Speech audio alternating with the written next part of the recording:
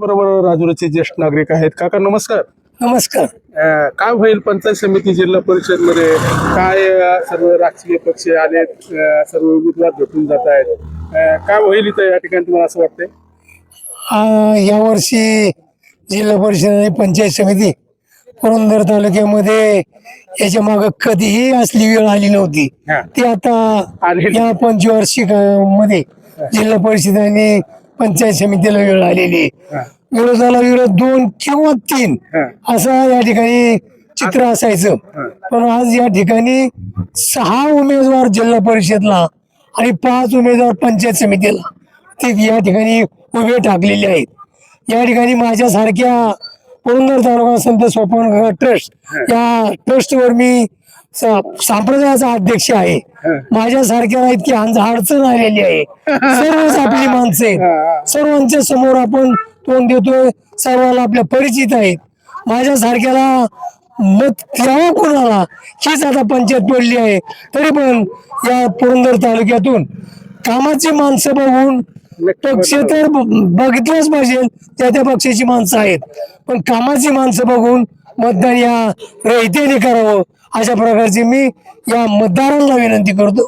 धन्यवाद.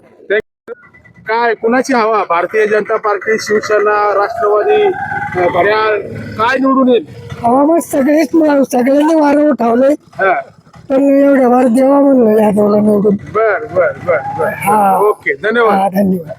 आपल्या बरोबर राजुरी गावचे मतदार राजा आहेत. आगामी स्थानिक स्वराज्य संस्थांच्या निवडणुका पुरंदरमध्ये होऊ घातल्यात आणि 7 तारखेला निवडणूक होते. राजकीय पक्ष भरपूर आहेत, उमेदवार भरपूर आहेत. काय वाटतं तुम्हाला तुमच्या गावचा विकास करणारा किंवा तुमच्या जी भौगोलिक परिस्थिती आहे तुमच्या राजुरी पंचकृषीची, यासाठी योग्य उमेदवार कॅपेबल कोण आणि पक्ष कोण? तुम्हाला काय वाटतं? मनात तुमची काय भावना आहे? आमच्या गावामध्ये आदरणीय पवार साहेब आणि अजितदादांना मानणारा वर्ग भरपूर आहे. 2012च्या अगोदरची परिस्थिती अशी होती की आमच्या शेतामध्ये बाटूक सोडून काहीच येत नव्हतं. आणि 2012च्या काळामध्ये कॅनलला जाणा शिरसायचं पाणी आणण्याचं काम अजितदादांनी केलं. पुरंदर उपसा सिंचनच्या स्कीमचं उद्घाटन पवार साहेबांनी केलं. आणि त्याच्यानंतर जी संजीवनी तालुक्याला, आपल्या बऱ्याचशा तालुक्याला मिळाली, त्यानंतर आपला शेतकरी जो वर्ग बाहेर कामाला होता, काही मुंबईला होते लोक, काही लोकांकडे आमच्या गावात तर मराठी लोक सुद्धा मेंढपाळ होते, ते सुद्धा बाहेर गावी बकरी घेऊन जायचे. ते लोक गावात आली, उत्तम प्रकारे शेती करायला लागली आणि लोकांना त्यातनं उत्पन्नाचा सोर्स तयार झाला. तेव्हापासून आमच्या गावामध्ये 70 ते 80% लोक पवार साहेबांना आणि अजितदादांना मानणारा वर्ग झाला. आणि अशी लोक आहेत की आजपर्यंत गाड्या सोडून त्यांनी कुणालाच मतदान केलं नाही. म्हणजे आपले जे उमेदवार आहेत गौरव कोलते 100% लागतील. 100% ह्यांनाच मतदान होणार गाड्याला. ओके दादा, धन्यवाद. तुम्हाला काय वाटतं दादा?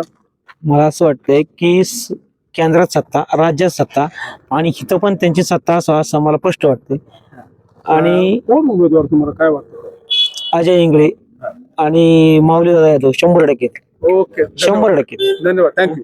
नमस्कार, सह्याद्री न्यूज नेटवर्क मध्ये स्वागत आहे. आज आपण पुरंदरचं शेवटचं टोक रिसे पिसे या ठिकाणी आहोत. पूर्व भागातील 2 ग्रामपंचायती आहेत, रिसे आणि पिसे.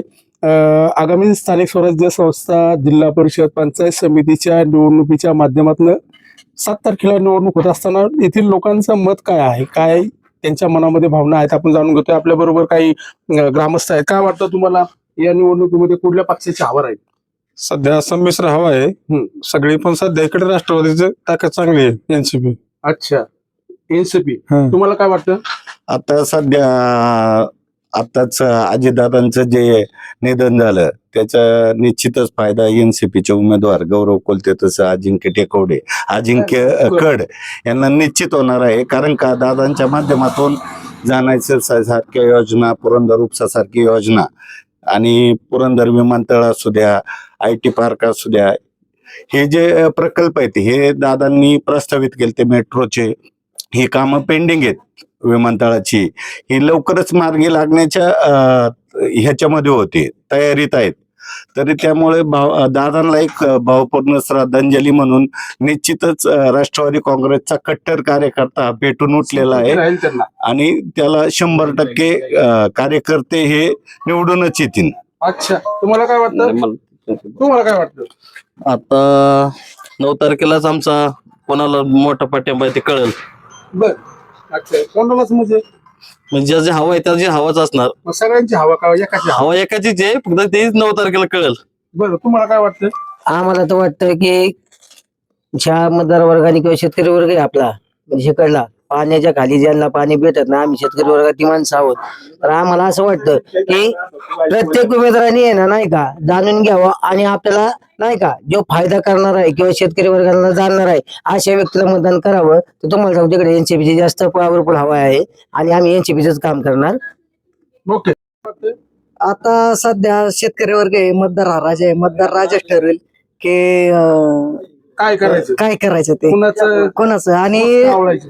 आता सध्या तर इकडच्या पिसे गावात सध्या फक्त बीजेपी आणि एनसीपी ह्या दोन मध्येच टक्कर होईल. आणि शिवसेनेवाल्यांच्या तर काय पायाखालची वाळू सरकलेली आहे. त्यांनी तर आता सगळ्यांना आश्वासनं द्यायला सुरुवात केली आहे की कोण चेअरमन, कोण सरपंच आणि कोण उपसरपंच असं 8-8 जणांना शब्द देऊन ठेवलं. त्यामुळे काय आणि ते काय झाले मुलांना शिवस्मारकाला 10 लाख रुपये निधी अशी आश्वासनं द्यायला सुरुवात केली त्यांनी. ओके, तुम्हाला काय वाटतं? हे गाव पहिल्यापासून शिवसेनेचं असल्या कारणानं सेनेकडे जरा भरपूर जोर आहे. तुमचे जे रमेश आबा इंगळे आणि तुमचे जे नाही मत हे सगळ्याला होणार आहे, पण मतदार आहे ना गुपचूप मतदान करणार आहे. तो कोणाच्या सांगण्यावरून आहे ना मतदार तिथं मत करू शकत नाही. शिवसेनेची हवा. हा शिवसेनेची हवा आहे. बर, तुम्हाला काय वाटतं? आतापर्यंत सगळी पुढारी झाल्यात ते फक्त मतदारासाठीच येतात, परत पुणे आमच्या गावाकडे टोकत नाही. बरं, लांबचा पल्ला आहे म्हणून येत नाही फक्त मतदारासाठी मग 10 बारा येतात. बर बर बर. सगळेच पक्ष आहे. अच्छा, तुम्हाला काय वाटतं बाबा? मला काही नाही वाटत, मला मी भाजपचा तुम्हाला काय वाटतं? आमचं म्हणणं एकच आहे, चांगलं सगळ्यांचं चांगलं वातावरण, सगळी माणसं चांगलीच आहेत, पण ह्या इथं आपली शेवटचा भाग विकास झाला पाहिजे. खूप अडचणी आहेत, रस्त्याची दुरावस्था आहे आणि रस्ता आहे.